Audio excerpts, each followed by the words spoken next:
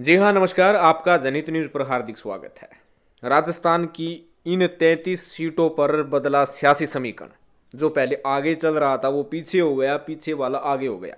जी हाँ, ध्यान से देखिएगा कि किस सीट पर कौन सा प्रत्याशी आगे है, क्या कुछ सियासी समीकरण है। कृपया कमेंट करके जरूर बताइएगा कि राजस्थान में अब की बार किसकी बनेगी सरकार, कौन बनेगा मुख्यमंत्री। जिसमें है जालोर सीट, यहाँ पर कांग्रेस की तरफ से प्रत्याशी है रमीला मेघवाल, भाजपा की तरफ से जोगेश्वर गर्ग। समीकरण बागी की सबसे बड़ी चुनौती बने हैं भाजपा पवनी मेघवाल और कांग्रेस रामलाल मेघवाल को नहीं मना पाई है, जिसके कारण यहाँ पर बगावत के चलते कुछ अलग ही देखने को मिल रहा है। सांचौर की सीट की बात करें तो यहाँ पर टिकट नहीं मिलने से बीजेपी के पूर्व विधायक जीवन राम निर्दलीय है। कांग्रेस को अपने बागी और बीएसपी प्रत्याशी समीर अली सैद से खतरा है। मुकाबला चतुष्कोणीय है। सांचौर की सीट पर चतुष्कोणीय मुकाबला है, कांटे की टक्कर है। बीनमाल की बात करें तो यहाँ पर कांग्रेस और बीजेपी की तरफ से प्रत्याशी आप देख सकते हैं कि समरजीत सिंह और पूराराम है। और यहाँ पर नया जिला बनाने की मांग चुनावी मुद्दा बना हुआ है। दोनों प्रत्याशियों में सीधी जंग है, लेकिन एक मजबूत कांग्रेस पार्टी यहाँ पर दिखती हुई नजर आ रही है। और की बात करें तो यहाँ पर कांग्रेस और बीजेपी से सरोज चौधरी व छगन सिंह राजपुरोहित मैदान में है। यहाँ 14 प्रत्याशी चुनाव लड़ रहे हैं, लेकिन कांग्रेस और बीजेपी के बीच में मुकाबला है। रानीवाड़ा की बात करें तो रतन देवासी यहाँ से कांग्रेस से और बीजेपी से नारायण सिंह है। यहाँ जातिगत फैक्टर अहम होगा, दोनों प्रत्याशियों में सीधी टक्कर है। सिरोही शिवगंज की बात करें तो यहाँ पर कांग्रेस की तरफ से सैम लोढ़ा को उतारा है और भाजपा की तरफ से ओटाराम देवासी को। यहाँ जातिगत फैक्टर अहम होगा, दोनों प्रत्याशियों में सीधा मुकाबला यहाँ पर देखा जा सकता है। आम्बू पिडवाड़ा की बात करें तो यहाँ पर लीलाराम ग्रसिया कांग्रेस से और बीजेपी से सम्माराम ग्रसिया, बीएसपी के मेघाराम ग्रसिया ने आदिवासी प्रभावित सीटों पर मुकाबला त्रिकोणीय बनाया है। रेव दर की बात करें तो यहाँ पर कांग्रेस ने मोतीराम और बीजेपी ने जगसी राम कोहली को मैदान में उतारा है। पिछले 4 चुनाव में जगसी राम कोहली विधायक है। मोतीराम पहले भाजपा में थे, फिर वे कांग्रेस में चले गए। यहाँ दोनों प्रत्याशियों में सीधी टक्कर है। पाली की बात करें तो यहाँ पर कांग्रेस से भीमराव भाटी और भाजपा से ज्ञानचंद पारख मैदान में है। दोनों पार्टियों को भीतरघात का खतरा है, दोनों प्रत्याशियों में सीधी टक्कर है। बाली की बात करें तो यहाँ पर बद्रीराम जाखड़ा है मैदान में है और बीजेपी से पुष्पेंद्र सिंह राणावत मैदान में है। यहाँ जातिगत समीकरण सबसे अहम है, दोनों प्रत्याशियों के बीच में कड़ी जंग है। सोजत की बात करें तो कांग्रेस से निरंजन आर्य और बीजेपी से शोभाराम चौहान है। दोनों प्रत्याशी आपस में रिश्तेदार हैं। निरंजन आर्य कांग्रेस सरकार में मुख्य सचिव रहे तो भाजपा की शोभा चौहान के पति RAS अधिकारी है। कांटे की जंग है। जेताराम की बात करें तो यहाँ पर सुरेंद्र गोयल कांग्रेस और बीजेपी से अविनाश गहलोत मैदान में है। कांग्रेस से बागी दलीप चौधरी और भाजपा से बागी लक्ष्मण नाथ निर्दलीय चुनाव लड़ रहे हैं। यहाँ मुकाबला चतुष्कोणीय बना हुआ है। सुमेरपुर की बात करें तो बीजेपी ने हरिशंकर मेवाड़ा और कांग्रेस ने जोराराम कुआवत को मैदान में उतारा है। भाजपा ने बागी मदन राठौड़ को मनाकर भीतरघात का खतरा टाला है। अब कांग्रेस और बीजेपी के बीच कड़ी टक्कर है। मारवाड़ जंक्शन की बात करें तो यहाँ पर खुशबीर सिंह जोजावर और केसाराम चौधरी के बीच मुकाबला है। पिछले चुनाव में मैच 251 वोटों से हार जीत तय हुई थी। इस बार भी आमने सामने की टक्कर है। भाजपा बागी इंदर सिंह को नहीं मना पाई है, इसलिए कांग्रेस के प्रत्याशी यहाँ पर बहुत ज़्यादा मजबूत दिखाई दे रहे हैं। और जैसलमेर की बात करें तो कांग्रेस से रूपाराम मेघवाल और भाजपा से छोटू सिंह भाटी मैदान में है। बीजेपी से बागी हुए महंत बाल भारती को मनाया। वहीं बसपा उम्मीदवार बिंजाराम ने कांग्रेस को समर्थन दिया है, जिसका फायदा उन्हें मिलता हुआ नजर आ रहा है। पोकरण की बात करें तो यहाँ पर सालेह मोहम्मद कांग्रेस और बीजेपी ने महंत प्रतापपुरी को मैदान में उतारा है। दो अलग अलग धर्मों के धर्मगुरुओं के बीच सीधा मुकाबला है। पिछले 2 चुनाव में यहाँ जीत का अंतर 1000 से कम ही वोटों का रहा है, तो ये कांटे की टक्कर कही जा सकती है।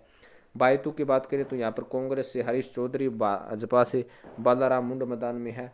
RLP के उम्मीदराम बेनीवाल ने त्रिकोणीय मुकाबला बना है। पिछली बार बसपा से लड़ने वाले किशोर सिंह कनौड़ ने बीजेपी को समर्थन दिया है।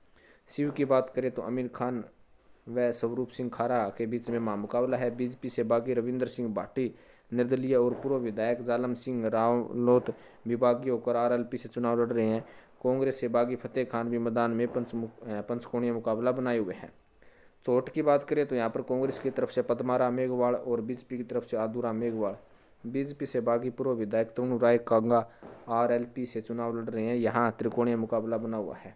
सिवाना की बात करें तो यहाँ पर मानवेंद्र सिंह कांग्रेस से, अमीर सिंह बायल बीजेपी की तरफ से है। कांग्रेस के यहाँ 2 बागी है, रिका डायरेक्टर सुनील परियार निर्दलीय और कांग्रेस नेता महेंद्र टाइगर आरएलपी से चुनाव लड़ रहे हैं। बाड़मेर की बात करें तो बीजेपी से मेवाराम जैन और कांग्रेस से दीपक कड़वासरा मैदान में है। बागी डॉक्टर प्रियंका चौधरी ने निर्दलीय खड़े होकर मुकाबला त्रिकोणीय बना दिया है। पचपदरा की बात करें तो मदन प्रजापत कांग्रेस और बीजेपी से अरुण अमराराम के बीच में मुकाबला है। बीजेपी ने अपने बागी पूर्व जिलाध्यक्ष महेश बी चौहान को मनाकर समीकरण बदले हैं। कांग्रेस के नेता बजरंग पालीवाल को भी साथ लिया है। गुड़ा मलानी से कर्नल सोनाराम चौधरी कांग्रेस और बीजेपी के बिश्नोई को मैदान में उतारा है। कांग्रेस को आरएलपी नेता हरदाराम का साथ मिला है, लेकिन पीसीसी सदस्य ताजाराम टिकट नहीं मिलने से अभी भी नाराज है, जिसका नुकसान उन्हें उठाना पड़ सकता है। सरदारपुरा से आपको पता है कि गहलोत साहब मैदान में है, अशोक गहलोत, और बीजेपी से महेंद्र सिंह राठौर है। यहाँ पर गहलोत जो है अंतिम दिनों में ही चुनाव प्रचार करने के लिए आ रहे हैं। राजपूत समाज दूसरा बड़ा वोट बैंक है, तो बीजेपी के महेंद्र सिंह राठौड़ के लिए अच्छी खबर है, लेकिन यहाँ पर अशोक गहलोत बहुत ज़्यादा मजबूत है। जोधपुर शहर से मनीषा पवार कांग्रेस से और अतुल बंसाली बीजेपी से हैं। कांग्रेस के बागी अजय त्रिवेदी आरएलपी के प्रत्याशी हैं। पूर्व विधायक कैलाशी बंसाली के निधन से उनके भतीजे अतुल बंसाली के पास सहानुभूति का फैक्टर है। सूरसागर से कांग्रेस से शहजाद खान और बीजेपी से देवेंद्र जोशी मैदान में है। कांग्रेस में नया चेहरा है। इसके अलावा पूर्व महापौर रामेश्वर दादीची को भी कांग्रेस मना नहीं पाई है, इसलिए भाजपा ज्वाइन कर लिया है। इसका फायदा भाजपा जरूर उठा रही है। लूणी की बात करें तो यहाँ पर कांग्रेस से महेंद्र बिश्नोई, बीजेपी से जोगाराम पटेल मैदान में है। दोनों प्रत्याशियों में सीधी टक्कर है, लेकिन जातिगत फैक्टर अहम है। यहाँ जाट तीसरे बड़े वोटर के तौर पर है। दोनों प्रत्याशी मनाने में जुटे हैं।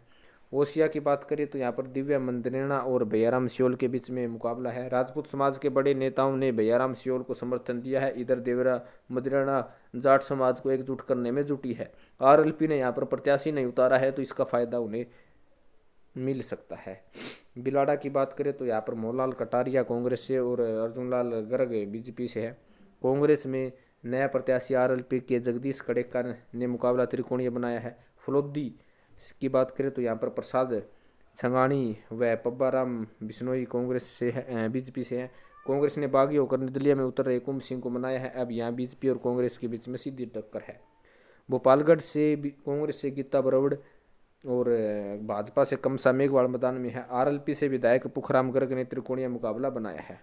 लाहौट की बात करें तो यहाँ पर कांग्रेस से किशना राम बिश्नोई और बीजेपी से गजेंद्र खिजवंसर को मनाया है। कांग्रेस के बागी सत्यनारायण बिश्नोई नहीं माने हैं। आरएलपी के टिकट पर मैदान में है। मुकाबला त्रिकोणीय है। शेरगढ़ की बात माने तो शेरगढ़ विधानसभा सीट से बताएं तो कांग्रेस से मीना कंवर है और बीजेपी से बाबू सिंह राठौड़ है। या कांग्रेस और भाजपा में सीधी जंग है, किसी के लिए मुकाबला आसान नहीं है। तो ये 33 सीटों का हाल आपके सामने हमने प्रस्तुत किया। आपको कैसा लगा? राजस्थान में अब की बार किसकी होगी जंग, किसका होगा मुकाबला, और कितनी सीटों के साथ कौन सी पार्टी विजय होकर अब की बार सत्ता प्राप्त करेगी? कमेंट करके जरूर बताइएगा। धन्यवाद।